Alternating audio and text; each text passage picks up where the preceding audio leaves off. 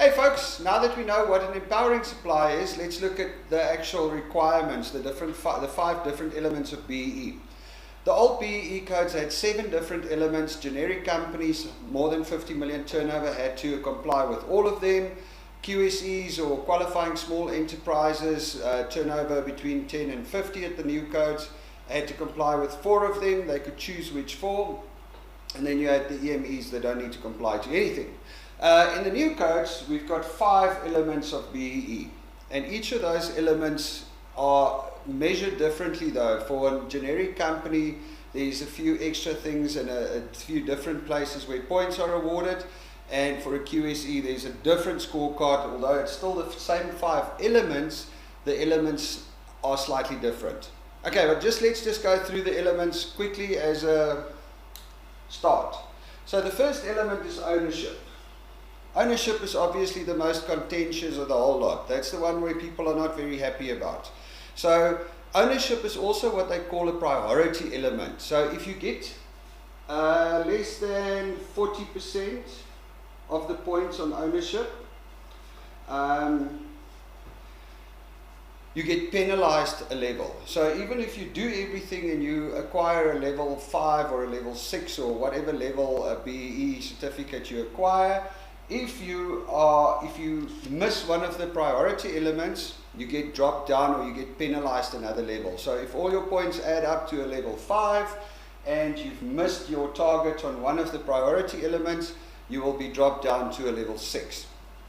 Ownership is number 1. It's a priority element. It's a very difficult one because most of the companies, especially QSEs, are generally family-run companies or they're small businesses, and to now bring in an ownership element isn't the easiest thing in the world. Okay, but there are ways of hitting that target without giving up control and everything. I mean, let's just get it straight. It doesn't mean that you've got to now hand over your company to some black oak. It's it's just it's one of the elements. And I mean, if it's going to mean that you're going to lose business if you don't have it, then it's up to every single person to decide on it. That's one of the elements. It's a priority element, probably the most difficult one. The next one is management control. Management control is not a priority element, so it's just a normal element. What they look at here is the different levels of management. So they want to see black representation in management. Once again, black as in black, colored, Indian, Chinese before 1994, that whole formula. So management control is one of the elements. That's generally one where you can score a few points. It's not necessarily the easiest element, but it's also not necessarily the most difficult element. The next one is skills development. Skills development is once again a priority. So you've got to score at least 40% of the points on skills development, otherwise you get penalized by 1 level. You only get penalized by 1 level, so even if you miss all 3 priorities, you only get penalized by 1 level, a maximum of 1 level. But if you miss one of the priorities, you will be penalized by 1 level. Skills development is actually one of the simplest places to make points. I mean, it's really the one where I feel it also has the most benefit, because what you're doing is you're actually training your staff and giving your staff skills which can only be beneficial to your own company. Helping you guys to understand management, helping them to understand business and things like that, depending on whatever they do. Skills development is something where you can very easily score points. It's going to cost you money, but it's not just money that you're throwing in the water. At least you're getting staff that are cleverer and maybe can grow in your business because of skills development. So skills development really is one of the elements that everybody should look at.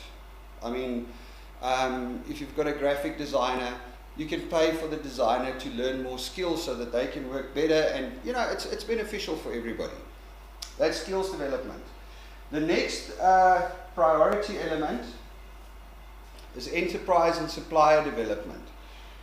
Now, enterprise and supplier development goes about helping your suppliers to become black owned or to become more BEE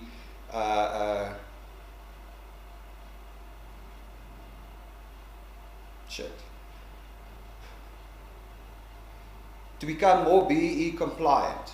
So, you know, the whole idea is to actually, when you're looking at suppliers, say you've got a real small supplier that is black owned, and they can help you to get, you know, you purchase something from them, but maybe if they had another machine, they can produce more and you can buy more from them. Then what they're looking at here is you need to spend a certain percentage of your net profit after tax to helping those companies. And as long as you do that, so in other words, maybe, you know, you have to spend 20 or 30 grand and help this little company to buy the machine. And if you do that, they can now produce more and be better, and that's supply development. It doesn't actually have to be cash. It doesn't actually have to be a machine as well. If you remember, we were talking about in the other video on becoming an empowering supplier, we were talking about spending time and helping them to do business. Any time that you spend helping them and assisting them in their business can also be claimed at your hourly rate. So, I mean, if you go out there, or you get your accountant to go and help the guys to apply for a loan, or to do their audit, or any money that you spend on a black owned supplier, to small, medium company, so a EME or a QSE, any money that you spend on them to help them do business better can be claimed for supplier development. Enterprise development is pretty much a section where it's about helping just a black company that's not necessarily a supplier of yours. So any black company, once again, any services you can produce, any service, you know, geez, anything you can do that's going to help them. If you can quantify it and turn it into a cash value, you can claim it. Also under enterprise and supply development, this is where the other points sit, the points for procurement. So a big portion of this element is procurement. Where are you buying? And this is where the actual scale comes in, because you need to spend 60% of your procurement bill needs to be claimable under the new BEE codes. So 60% of your procurement bill needs to be spent with BEE compliant companies, and this is under this element. So that's where it all comes in. Alright, and then the last bit is socio-economic development. That's not a priority element. It's a fairly little simple element. It's not difficult to do. That's one of the free ones. You give some money, you get your points, and that's that. So those are the 5 elements of the new BEE codes. We're going to go through all of them in more detail. This is just an overview. Alright, cheers.